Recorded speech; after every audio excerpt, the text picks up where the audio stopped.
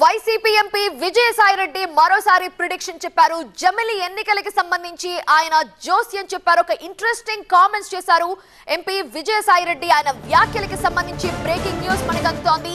జమిలి ఎన్నికలపై విజయసాయిరెడ్డి కీలక వ్యాఖ్యలివి. జమిలి ఎన్నికలకు గ్రీన్ సిగ్నల్ వస్తుందని ముందే చెప్పాను అన్నారు ఆయన. 2027లో తప్పకుండా ఎన్నికలు జరుగుతాయి అన్నారు విజయసాయిరెడ్డి.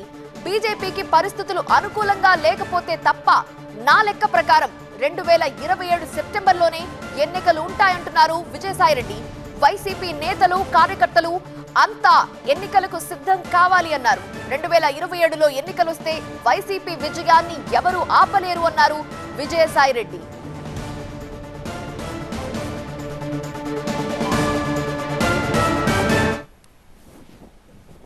పార్లమెంటులో వన్ నేషన్ వన్ ఎలక్షన్ అన్నటువంటి బిల్లు వస్తుంది. 2027లో ఎన్నికలు జరుగుతాయి అన్నటువంటి విషయాన్ని నేను చెప్తా వచ్చాను.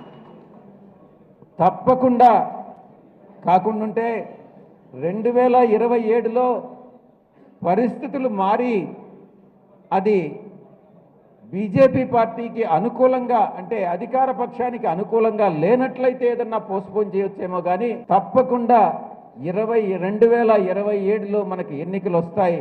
కానీ సాధారణంగా కానీ చూసుకుంటే జూన్లో రావాలి 2027. కానీ నా యొక్క ప్రెడిక్షన్ జూన్లో రాకపోవచ్చు, సెప్టెంబర్లో రావచ్చు అన్నటువంటిది నా యొక్క అంచనా.